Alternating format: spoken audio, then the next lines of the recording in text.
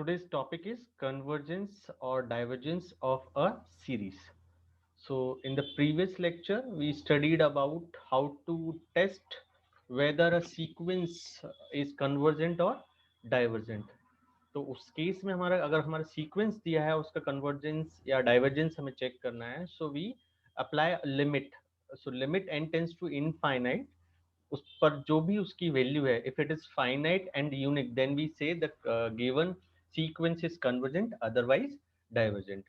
Now the case where we have been given with series not sequence, so now we have series and we have to test whether the given series is convergent or divergent. So now what is series? Series, you already know what is series. Series means the sum or subtractions of some finite terms. So a series is the sum of terms of a sequence. Means you have sequence. So what is sequence? Sequence is a function whose domain is natural number and codomain is real number. So from that sequence we are taking the points. So sequence की values क्या हैं? जो उसकी images हैं, natural number से जो real number पर mapping हो रही है, जो कनेक्शंस हो रहे हैं, तो वो सारे कनेक्शन का जो सेट होगा दैट इज सीक्वेंस. तो हम क्या कर रहे हैं? A series is the sum of terms of sequence. तो सीक्वेंस में जितनी टर्म्स हैं उन सबको अगर हम सम कर दें, so that sum is called series. Now if u1 u2 un up to infinite be an infinite sequence of real numbers, जैसे हमने लास्ट केस में भी देखा था कि अगर हमारे पास ये क्वेश्चन है, suppose this is our sequence. So इसकी इस सीक्वेंस के डिफरेंट टर्म्स क्या हैं? फर्स्ट टर्म है one, next one by two, next one by three, one by four, one by five up to infinite. It has infinite number of terms. तो अगर हम इन सारी टर्म्स को ऐड कर दें, one plus one by two plus one by three plus one by four up to infinite, then this sum is called the series. Now we have to check whether the given series is convergent or divergent. So remember one thing, that whenever we have a series of finite means which contains finite number of terms, अगर कोई ऐसी series given है जिसमें finite number of terms हैं, यानी fix terms हैं, 10 हैं, 100 हैं, 50 हैं, कितने भी ज्यादा हैं, थाउजेंड्स हैं, 1 लाख हैं, but finite number of terms हैं, that series is always convergent. क्यों? आप कोई भी एक सीरीज ले लीजिए. सबसे पहले तो ये कि what is convergence and divergence of a series. तो जैसे मैंने सीक्वेंस में बताया था कि in the case of sequence the convergence means कि जब हम n टेंस टू इनफाइनाइट कर रहे हैं, यानी उस सीक्वेंस का जब हम ऐसा टर्म दे रहे हैं, means when n tends to infinite, अगर n 10 है मींस 10th टर्म, n 100 है तो 100 टर्म उसकी क्या है, n 1000 है तो 1000 नंबर पर उस सीक्वेंस की वैल्यू क्या है. तो ऐसे ही अगर हम n को अप्रोच करें इनफाइनाइट तक, यानी उस सीक्वेंस को अगर हम इनफाइनाइट तक चेक करें तो क्या वैल्यू आ रही है, तो अगर वो वैल्यू फाइनाइट होती है, यूनिक होती है, तो हम बोलते हैं कन्वर्जेंट सीक्वेंस है, otherwise divergent. Same series case में क्या है कि अगर हम सीरीज को बोल रहे हैं कि what is the convergence and divergence of a series, तो इसका मीनिंग क्या है? अगर हम बोल रहे हैं that series is convergent, that means तो हम चेक कर रहे हैं कि whether the sum of the series. तो सीरीज क्या है? Sum of sum terms. तो वो सीरीज क्या है? कुछ टर्म्स का एडिशन है. तो अगर वो एडिशन फाइनाइट है then we say it is a convergent series. Clear? Meaning क्या है?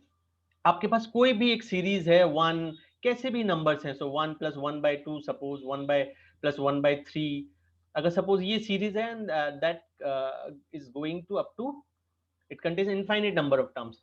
तो अगर हम बोल रहे हैं दिस सीरीज इज कन्वर्जेंट, अभी हमें नहीं पता ये सीरीज कन्वर्जेंट है डाइवर्जेंट है, but we are saying suppose for example this series is convergent, that means the sum of this series is finite, means 1 plus 1 by 2 plus 1 by 3 up to infinitely. अगर हम इन सारे terms को add कर रहे हैं so we are getting a finite value. ठीक है? Convergence means अगर हम बोल रहे हैं ये सीरीज कन्वर्जेंट है, दैट मींस इसके इनफाइनाइट नंबर ऑफ टर्म्स का जो एडिशन है, जो सम है, दैट इज फाइनाइट. और अगर ये इनफाइनाइट सम है, यानी इसका इन सारी टर्म्स का अगर एडिशन इनफाइनाइट है, सो वी से दिस इज डाइवर्जेंट सीरीज. तो पहले तो आपको ये क्लियर होना चाहिए व्हाट इज कन्वर्जेंस है और डाइवर्जेंस ऑफ अ सीरीज. अगर हम सीरीज कन्वर्जेंट बोल रहे हैं तो उसका मीनिंग क्या है, डाइवर्जेंट कह रहे हैं तो उसका मीनिंग क्या है.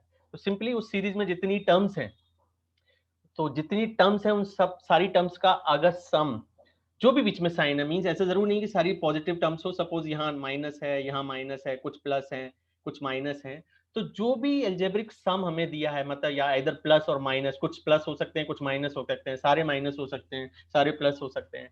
तो जो भी टर्म्स दी मीन्स 1 + 1/2 मीन्स ऐड करना है, फिर -1/3 मतलब इन दोनों के एडिशन के बाद उसमें 1/3 माइनस करना है, फिर से अगर माइनस है तो जो इनका तीनों का रिजल्टेंट आएगा उसमें से 1/4 माइनस करना है, अगर फिर प्लस है तो जो भी रिजल्ट आएगा उसमें 1/5 ऐड करना है। तो जो भी बीच में साइन है प्लस और माइनस उस तरह से हम ऑपरेट करेंगे। तो इसमें जितनी भी टर्म्स है इस सीरीज में उन सब के बीच में जो भी साइन अप्लाई है, प्लस प्लस माइनस या माइनस प्लस जो भी है, उन सबको अगर हम सॉल्व कर दें मीन्स इसको ऐड कर दें, सब्ट्रैक्ट कर दें, जो भी साइन दिया है उसके अकॉर्डिंग, तो अगर वो सम अगर फाइनाइट आ जाता है तो हम बोलते हैं series is convergent, otherwise we say the series is divergent. अब why we are saying that we are considering the infinite series only, because हम बोल रहे हैं कि अगर इस सीरीज में फाइनाइट नंबर ऑफ टर्म्स हैं, तो फाइनाइट मतलब कितनी होंगी, 100 हो सकती हैं, 1000 हो सकती हैं, 1 लाख हो सकती हैं, उससे भी ज्यादा हो सकती है, जहां तक आप फाइनाइटली जा सकते हो कितने भी टर्म्स आप ले लीजिए। लेकिन आपको पता है कि अगर इसमें फाइनाइट टर्म्स है सीरीज में, तो वो कितने भी टर्म्स हो उन सबका एडिशन क्या होगा, एक फाइनाइट नंबर होगा, होगा कि नहीं। आप कोई भी एक sequence 1 + 2 up to +3 up to suppose आप जितना जाना चाहें, 1 लाख 1 करोड़ जितना आप जाना चाहें, जहां तक आप जाएंगे, 1 + 2 3, 3 + 3 6, 6 + 4 10, इस तरह से आप जितने भी फाइनाइट नंबर टर्म्स को अगर ऐड करोगे you will get a finite sum always. Clear? So if a series which contains finite number of terms, it is always convergent. तो कभी भी आपको finite series का नहीं पूछा जाएगा कि convergent है या divergent है। Why? Because finite series is always convergent, क्योंकि उसमें finite number of terms है तो उनका addition finite ही होगा। ऐसी कोई सीरीज नहीं है जिसमें finite terms है और उसका जो sum है वो infinite हो जाए। क्लियर? क्योंकि जो भी नंबर आप ऐड कर रहे हो वो एक फाइनाइट क्वांटिटी है। अगर आप देखिए फर्स्ट वाली 1 है, सेकंड वाली जो भी नंबर होगा 0.1 सपोज, सो इन दोनों का एडिशन फाइनाइट होगा 1.1। नेक्स्ट, अब दूसरा, तीसरी कोई जो भी वैल्यू आप 1 लाख भी ले लीजिए, तो 1.1 + 1 लाख तो वो एक फाइनाइट क्वांटिटी होगी। फिर से एक नंबर ऐड करोगे जो फाइनाइट क्वांटिटी है, तो वो जो पिछला वाला सम है उसमें से वो क्वांटिटी आप ऐड कर दोगे तो you will always get finite number. तो अगर कोई सीरीज में फाइनाइट नंबर ऑफ टर्म्स हैं then it is always convergent, क्योंकि उसका सम फाइनाइट होगा।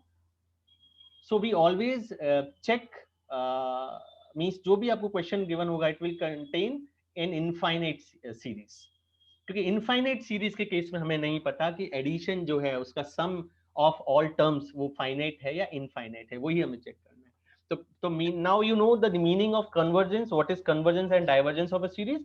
अगर हम सीरीज को कन्वर्जेंट बोल रहे हैं या डाइवर्जेंट, इसका मीनिंग है कि उस सीरीज में जितनी टर्म्स हैं उस सबका जो टोटल है, सम जो है, दैट इज फाइनाइट और इनफाइनाइट। अगर फाइनाइट है तो कन्वर्जेंट, इनफाइनाइट है तो डाइवर्जेंट। सो फाइनाइट सीरीज जो होगी means a series which contains finite number of terms, it is always convergent. तो उसका तो क्वेश्चन आपको पूछेंगे नहीं।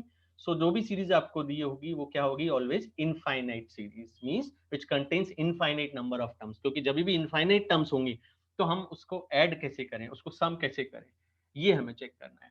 तो एनी हाउ अगर हम ये कर पाते हैं, उसका सम अगर चेक कर पाते हैं, तो हम बोल देते हैं दैट सीरीज इज कन्वर्जेंट, यानी उस सीरीज का जो सम अगर फाइनाइट आता है, so we say it is a convergent series, otherwise divergent. So what is series now? So series is the sum of terms of sequence. तो सपोज आपके पास कुछ सीक्वेंस है, सपोज अभी तक हम ए एन से रिप्रेजेंट कर रहे थे सारे सीक्वेंस, सपोज इस केस में हम यू एन से रिप्रेजेंट कर रहे हैं। So u n is a sequence, यानी एन की जो भी आप वैल्यू दोगे 1 2 3 4 5, u1 u2 u3, ये सारी क्या होंगे, एक रियल नंबर्स होंगे। तो इन सब को हमने un एक क्या कंसीडर किया है, this is a sequence. So if u1 u2 un up to infinite be an infinite sequence of real numbers, यानी ये हमारा एक सीक्वेंस है which contains infinite number of terms, then the sum of u1 plus u2 plus u3 up to infinite of all the terms of this sequence is called an infinite series. Clear? तो हमारे पास infinite terms हैं sequence में, उन सारी terms को हम add कर रहे हैं, that addition is called, means algebraic sum of these terms is called infinite series. So this is infinite series. तो u1 कोई टर्म है, u2 कोई टर्म है, u3 कोई टर्म है, ऐसे इनफाइनाइट टर्म्स हैं। तो इस सीरीज को, इस सम को हम क्या बोल रहे हैं, this is called infinite series, जिसमें इनफाइनाइट टर्म्स हैं। सो it is denoted by, it is summation, this symbol is summation, summation varies from n is equal to 1 to infinite, यानी n को 1 रखोगे, फिर 2 रखोगे, फिर 3 रखोगे, So this is sum of all these type of terms u1 plus u2 plus u3 plus u4 up to infinite. तो in short हम क्या लिखते हैं, summation un and n varies from 1 to infinite. और simply summation, क्योंकि infinite की हम always बात कर रहे हैं क्योंकि infinite series है, so we always write this as summation un. तो summation un का मतलब ही है the series contains infinite number of terms. तो उसमें लिखने की जरूरत नहीं कि infinite तक है. कई बार इसको क्यों मेंशन करना होता है, क्योंकि कई बार series n is equal to 3 से स्टार्ट हो जाएगा या 4 से स्टार्ट हो जाएगा, जो भी है वो हमें क्वेश्चन में गिवन होगा. So these are infinite series. तो अब हमें पढ़ना है how to check whether the given series is convergent और डाइवर्जेंट. नेक्स्ट, कन्वर्जेंस, डाइवर्जेंस और ऑसिलेशन ऑफ अ सीरीज. किसी भी सीरीज को हम कब कन्वर्जेंट बोल रहे हैं, कब डाइवर्जेंट बोलेंगे, कब oscillation of the series, means वो सीरीज ऑसिलेट करेगी. So consider the infinite series summation n varies from 1 to infinite un. Now Sn, suppose Sn is the sum of first n terms of this series. तो क्या है, un u1 plus u2 plus u3 up to infinite, ये हमारी एक infinite series है जिसको हम represent किससे कर रहे हैं, summation un से. अब हमने एक Sn एक सीरीज ली जो क्या कर रहा है, it is the sum of first n terms of the series. यानी जब हम अगर सपोज बोल रहे हैं S10, सो S10 मींस इस सीरीज की स्टार्टिंग की 10 टर्म्स जो है उनका एडिशन. क्लियर?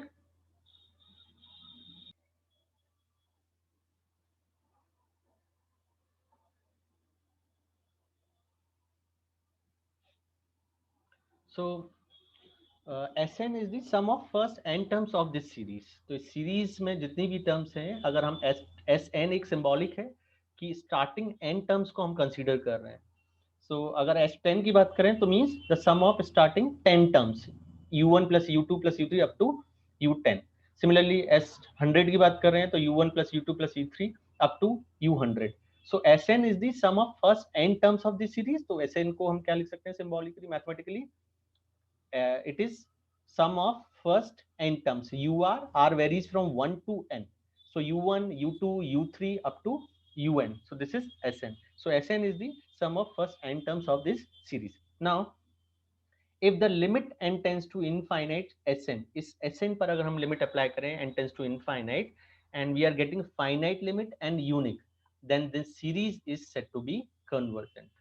तो मीनिंग क्या है, आप दिस इज मैथमेटिकल डेफिनेशन की अगर आप कोई इनफाइनाइट सीरीज को चेक करो वेदर इट इज कन्वर्जेंट और डाइवर्जेंट और ऑसिलेशन, तो आप क्या कर चेक करोगे, उसकी पार्शियल सम, इसको बोलते हैं हम sum, the partial sum of this series. So partial sum means Sn. So sum of first n terms is Sn is this. So when we apply n tends to infinite, this limit n tends to infinite Sn, and we are getting this limit finite and unique.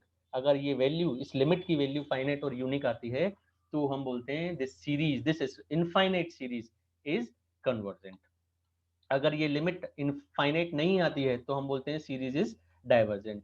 Similarly अगर ये unique नहीं आती है, इस limit की value unique नहीं आती है, फाइनाइट तो है, तो हम बोलते हैं this series is to be is said to be oscillatory or non-convergent. We will say that this series is not convergent. Clear? तो अगर ये लिमिट जो पार्शियल सम की है, limit n tends to infinite Sn finite और unique आती है, तो हम बोलेंगे सीरीज कन्वर्जेंट है, अदरवाइज बोलेंगे सीरीज कन्वर्जेंट नहीं है, या तो डाइवर्जेंट है या ऑसिलेशन है. Clear? So now means for example this summation, this series is 1 plus 2 plus 3 plus 4 up to infinite. So what is the partial sum? Sn is equal to the sum of first n terms, so un. So 1 plus 2 plus 3 up to n, because Sn क्या है, first n term का सम है, तो 1 plus 2 plus 3 आपको आपको कहाँ तक जाना है, n टर्म तक जाना है, so plus n. So this is sum of first n natural numbers. So उसका एडिशन आपको पता है क्या होता है, 1 plus 2 plus 3 up to n जब आप करते हो you get n minus 1 by 2. पढ़ा है ना अर्थमेटिक प्रोग्रेशन में एपी. सो इस सीरीज का सम क्या होगा, n माइनस 1 बाय 2. आप इस पर लिमिट अप्लाई कर दिए, इस डेफिनेशन को हम चेक करें क्योंकि पार्शियल सम पर हमें लिमिट अप्लाई करनी है, तब हम बता पाएंगे कन्वर्जेंट है या नहीं है. So limit n tends to infinite Sn is equal to limit n tends to infinite, ये Sn की वैल्यू होगी. अब हम क्योंकि n टेंड्स टू इनफाइनाइट है तो हम क्या करते हैं, डिनोमिनेटर में कोशिश करते हैं कि n बन जाए जिससे वो टर्म जीरो हो जाए. सो लिमिट आपको आता है कि हाउ टू ऑपरेट लिमिट. तो क्योंकि उसके डिनोमिनेटर में n नहीं है तो आपको न्यूमरेटर में ही रखना पड़ेगा, तो मैक्सिमम पावर क्या बनेगा, n इस यहाँ से कॉमन लेंगे तो n स्क्वायर 1 माइनस 1/n, तो ये 1/n n tends to infinite पर 0 हो जाएगा, so 1 infinite, this n square is infinite, so जब आप n टेंस टू इनफाइनाइट लगाओगे तो infinite 1 minus 0/2, so because of this n square this is infinite, so this partial sum is not finite, limit n tends to infinite Sn is not finite, तो series क्या होगी, divergent होगी। जब उसका partial सम जो हम कर रहे हैं और n tends to infinite limit apply कर रहे हैं, उस वो सम ही इनफाइनाइट आ रहा है, तो UNB क्या होगा, इनफाइनाइट होगा। Next example, the series is equal to 5 minus 4 minus 1, 5 minus 4 minus 1, 5 minus 4 minus 1 up to infinite.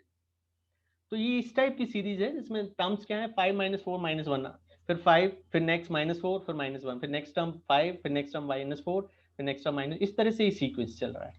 तो इसको अगर हम पार्शियल सम इसका कंसीडर करें, so Sn is equal to the sum of first n terms, तो क्या हो जाएगा 5 minus 4 minus 1, 5 minus 4 minus 1 up to n terms. अब n टर्म्स हमें नहीं पता कि क्या है, क्योंकि देखिए अगर हम if this n is equal to 3m type, मतलब सपोज n जो हम कंसीडर कर रहे हैं it is multiple of 3 terms, 6 terms, 9 terms या 12 टर्म्स, तो आपको पता है क्योंकि स्टार्टिंग 3 टर्म्स क्या है, 5 माइनस 4 माइनस 1, तीनों का एडिशन क्या हो जाएगा 0, फिर से अगर 3 टर्म्स है तो 5 माइनस 4 माइनस 1 फिर से 0, फिर से अगर 3 टर्म्स है तो 5 माइनस 4 माइनस 1 वो क्या हो जाएगा 0, तो हमें ऑलवेज क्या मिलेगा 0, so when it is 0 when n is multiple of 3, n is a multiple of 3, लेकिन अगर मल्टीपल ऑफ 3 प्लस 1 टर्म, यानी सपोज 4 टर्म्स हैं या 7 टर्म्स हैं या 10 टर्म्स हैं, तो ये क्या हो जाएगा 5 माइनस 4 माइनस 1 प्लस 5, ऐसे ही अगर 7 टर्म्स हैं तो 5 minus 4 minus 1, 5 minus 4 minus 1 plus 5, तो ये ऑलवेज क्या मिलेगा, क्योंकि पीछे वाली 6 जो 3 के मल्टीपल वाली टर्म्स हैं वो सारी क्या हो जाएंगी 0 हो जाएंगी, जो एक एक्स्ट्रा टर्म मिलेगा वो हमें ऑलवेज क्या मिलेगा 5 मिलेगा। So if n is 3m plus 1 type, तो ये क्या हो जाएगा 5 एडिशन हो जाएगा, और अगर ये 3m प्लस 2 है यानी 3 के मल्टीपल में प्लस 2 एक्स्ट्रा टर्म्स, यानी सपोज 6 प्लस 2 यानी 8 टर्म्स हैं, तो 8 टर्म्स से यानी पिछली 6 टर्म का एडिशन तो 0 हो जाएगा, और आगे की 2 टर्म्स क्या होंगी 5 माइनस 4, तो 5 माइनस 4 क्या हो जाएगा 1। अब अगर 3m प्लस 3 है तो 3m प्लस 3 फिर से 3 के मल्टीपल में हो गया, तो फिर से एडिशन क्या हो जाएगा 0। तो इस सीरीज का जो सम है वो 3 टाइप का मिलेगा। n टेंस टू इनफाइनाइट जब आप अप्लाई करोगे तो अगर n जो है 3 के मल्टीपल में है तो कुछ और सम आएगा, 3 के मल्टीपल से एक टर्म ज्यादा है तो कुछ और सम आएगा, 3 के मल्टीपल से एक और 2 टर्म ज्यादा है तो कुछ और सम, तो 3 में से कोई एक ऑप्शन आपको मिलेगा। तो 3 मिला है, that means the limit is not unique, limit n tends to infinite जब Sn कर रहे हो आप, यू आर गेटिंग आइदर 0 और 5 और 1, बट फाइनेटली तो आप कुछ नहीं बोल सकते हो क्या मिलेगा, फिक्स नहीं मिलेगा, क्योंकि n टेंस टू इनफाइनाइट तो हमें नहीं पता वो इनफाइनाइट टर्म्स कितनी है, 3 के मल्टीपल में है या नहीं है। सो दिस इज नॉट फाइनाइट, और फाइनाइट नहीं है, सॉरी यूनिक नहीं है, क्योंकि लिमिट यूनिक नहीं है और यूनिक लिमिट नहीं है, बट फाइनाइट तो है बट यूनिक नहीं है, सो this is oscillation case, so this is oscillatory series. Clear? Next, series of positive terms. अब हमारे पास अभी तक एडिशन सब्ट्रैक्शन कुछ भी हो सकता है सीरीज में, लेकिन अब हम कंसीडर कर रहे हैं सीरीज ऑफ पॉजिटिव टर्म्स, यानी केवल पॉजिटिव टर्म्स होंगी उस सीरीज में। Clear? an infinite series in which all the terms after some particular number of terms are positive is called series of positive terms। हम ऑलवेज क्या consider कर रहे हैं, इनफाइनाइट सीरीज, क्योंकि फाइनाइट सीरीज की हम बात ही नहीं करेंगे, finite series is always convergent, हम इनफाइनाइट सीरीज की बात कर रहे हैं। तो सीरीज ऑफ पॉजिटिव टर्म्स कब होंगी, ऐसा नहीं कि सारी टर्म्स पॉजिटिव होनी है, इनफाइनाइट सीरीज है उसमें सारी टर्म्स पॉजिटिव है तो भी पॉजिटिव है, बट अगर हम कुछ फाइनाइट टर्म्स को हटा दें फिर आगे की सारी टर्म्स पॉजिटिव हैं तो भी वो एक पॉजिटिव सीरीज होगी। मतलब अगर हम कोई एग्जांपल लें -1 -2 -3 और फिर आगे की सारी टर्म्स पॉजिटिव हैं, +4 +5 +6 अप टू इनफाइनाइट, इस तरह की अगर सीरीज है तो इन तीनों टर्म्स को अगर हम छोड़ भी दें तो जिसमें इनफाइनाइट सी पॉजिटिव टर्म्स हैं, so this is also a positive term series. Clear? तो क्या कह रहे हैं, infinite series in which all the terms after some particular number of terms, तो पर्टिकुलर नंबर मींस फाइनाइट, 10 के बाद हो सकती है, 100 के बाद हो सकती है, 1000 के बाद हो सकती है। क्लियर? तो उसके बाद अगर सारी टर्म्स पॉजिटिव हैं तो हम उस सीरीज को क्या बोलेंगे, series of positive terms. Clear? Now तो अब हमारे पास सारी सीरीज क्या होंगी? सीरीज ऑफ पॉजिटिव टर्म्स, यानी कुछ टर्म्स को अगर हटा दिया जाए सो बाकी सारी टर्म्स क्या है? पॉजिटिव है। Next, necessary condition for convergence. So it is a necessary condition, not sufficient condition. Now what is the meaning of necessary or sufficient condition? So उसके पहले आप ये definition देखिए. A necessary condition for convergence of an infinite series of positive terms is limit n tends to infinite un is equal to 0. So इसका meaning ये है a necessary condition for convergence of infinite series means अगर कोई भी infinite series of positive numbers, यानी कोई ऐसी series जिसकी सारी टर्म्स पॉजिटिव हैं, तो उसके कन्वर्जेंस के लिए नेसेसरी कंडीशन क्या है? The limit n tends to infinite un is 0. So it is a necessary condition. That means अगर कोई सीरीज कन्वर्जेंट है तो इस कंडीशन को सेटिस्फाई करेगी. I repeat, if any series is convergent then it will satisfy this condition, but not reverse. Means ऐसा नहीं है कि अगर कोई सीरीज ये कंडीशन सेटिस्फाई करे तो आप बोलोगे वो कन्वर्जेंट होगी. This is not sufficient condition, this is only a necessary condition. So it must be noted that this condition is only necessary condition for the convergence, not a sufficient condition. That means if for any series this condition is satisfied, limit n tends to infinite un is 0, then it does not imply that series is convergent. Means अगर आप किसी series में ये check कर लेंगे condition कि ये limit 0 आ रही है, तो आप ये क्लेम नहीं कर सकते वो कन्वर्जेंट होगी. क्लियर? बट अगर वो कन्वर्जेंट है तो ये सेटिस्फाई करेगी. मतलब ये टेस्ट नहीं है कि आप इस लिमिट को चेक कर लो और बोलो कि कन्वर्जेंट हो जाएगी series. This is only necessary condition. Means अगर कन्वर्जेंट है तो ये सेटिस्फाई करेगी. तो इसका मीनिंग ये है, बट द कंडीशन, तो इसको हम इस तरह से ले सकते हैं रिवर्स केस कि अगर लिमिट जो है, limit n tends to infinite un is not equal to 0, तो ये बोल देंगे कि सीरीज इज नॉट कन्वर्जेंट. क्योंकि नेसेसरी कंडीशन, दैट मींस अगर कन्वर्जेंट है तो ये सेटिस्फाई करना चाहिए, लेकिन ये तो सेटिस्फाई नहीं कर रहा है तो वो कन्वर्जेंट नहीं होगी. यानी हम ये यूज कर सकते हैं, यानी हम किसी भी सीरीज में पहले ये चेक कर सकते हैं कि limit n tends to infinite un क्या आ रहा है. अगर वो नॉन जीरो आ रहा है तो हम बोल देंगे सीरीज इज नॉट कन्वर्जेंट. लेकिन अगर जीरो आ रहा है तो हम ये नहीं बोल सकते वो कन्वर्जेंट है, क्योंकि this is not sufficient condition. जो सफिशिएंट कंडीशन होती है किसी मतलब किसी भी चीज को प्रूव करने के लिए, तो हम means it is a sufficient condition to prove that. तो it is not sufficient condition कि हम इस टेस्ट से नहीं बता सकते हैं वो कन्वर्जेंट होगी, बट हम ये चेक कर सकते हैं हाँ कि वो कन्वर्जेंट नहीं है. अगर ये लिमिट नॉट इक्वल टू 0 है तो हम बोलेंगे सीरीज इज नॉट कन्वर्जेंट. अगर 0 आ रही है तो हम नहीं बोल सकते वो कन्वर्जेंट है या डाइवर्जेंट है. ठीक है, दिस इज नेसेसरी कंडीशन. अगर कन्वर्जेंट है तो ये सेटिस्फाई करेगा, सेटिस्फाई कर रहा है तो हम नहीं बोल सकते वो कन्वर्जेंट है या नहीं है. So this is that theorem. A necessary condition for the convergence of infinite series of positive terms is this. So ये इसका proof है. If somebody is interested in the proof, so he or she can go through this proof. और अगर कोई difficulty आती है, so we can discuss on the WhatsApp group, और personally आप call कर सकते हो अगर इस proof में कोई doubt है. Clear? Converse ये भी हमने proof किया है कि अगर by example कि हमने एक सीरीज ले ली, उसमें हमने ये प्रूव कर दिया कि this limit is 0, but even then the series is not convergent. तो हमने एक सीरीज ली 1 + 1/√2 + 1/√3 + 1/√n अप टू इनफाइनाइट. तो कन्वर्जेंट का हमें कंडीशन पता है कि अगर हम इसका पार्शियल सम लें और पार्शियल सम में ये लिमिट चेक कर लें, अगर वो फाइनाइट और यूनिक आ जाएगी तो हम बोल देंगे कन्वर्जेंट है. तो हम क्या चेक कर रहे हैं? Reverse. Converse of the theorem is not true. मतलब लिमिट तो आएगी आपकी 0, बट वो कन्वर्जेंट नहीं है. तो पहले तो लिमिट चेक कर लेते हैं. तो limit n tends to infinite un means nth term of the series. So nth term of the series, इस सीरीज के nth टर्म क्या है? 1/√n. So 1/√n, limit n tends to infinite 1/√n, इसको आप अप्लाई कीजिए. तो 1/√* of infinite, square root of infinite is infinite, so 1/∞ is 0. तो इस केस में हमारी लिमिट क्या आ गई? 0. तो आप ये क्लेम नहीं कर सकते ये कन्वर्जेंट है. क्यों? हमने प्रूफ किया है कि कन्वर्जेंट नहीं है. अब कैसे किया है? वही पार्शियल सम लेके, तो पार्शियल सम लिया, एन टर्म्स उसमें कंसीडर की, ये क्या हो गई? उसकी स्टार्टिंग फर्स्ट एन टर्म्स का एडिशन हो गया Sn. So Sn is equal to this. अब मैंने क्या किया, इसकी हर एक टर्म को 1/√n से रिप्लेस कर दिया. देखिए इस सीरीज में सबसे बड़ी टर्म क्या है, 1, 1/√2 उससे छोटी है, 1/√3 उससे छोटी है, और 1/√n उससे भी छोटी है। तो मैंने क्या किया, सारी टर्म्स की जगह 1/√n रख दिया, यानी सारी टर्म से छोटी टर्म्स रख दी। 1 से 1 छोटी, 1/√, से 1 ये भी छोटी है, 1/√3 से भी ये छोटा है। तो हमने सारी टर्म्स की जगह क्या उससे छोटी वाली टर्म्स रख दी। सो 1/√n 1/√n 1/√n n times, यानी n है सारी जगह हमने क्या रख दिया 1/√n, तो 1/√n है, बाकी जगह भी हमने क्या रख दिया 1/√n। तो ये सीरीज में जो टर्म्स है वो छोटी छोटी टर्म्स हैं, तो इसका जो एडिशन होगा वो क्या होगा, लेस देन ऑफ दिस सम। क्यों, क्योंकि सारी छोटी टर्म्स है ना, इससे हर एक अगर रिलेटिवली हम देखें, इसकी पहली टर्म इससे बड़ा है, सेकेंड टर्म इससे बड़ी है, थर्ड टर्म इससे बड़ी है, तो यानी इसका जो एडिशन होगा वो इससे ज्यादा होगा। और इसका एडिशन क्या होगा, n/√n, ये n टाइम्स है, सो n/√n, तो इसको हम कैंसिल करेंगे तो क्या मिलेगा √n।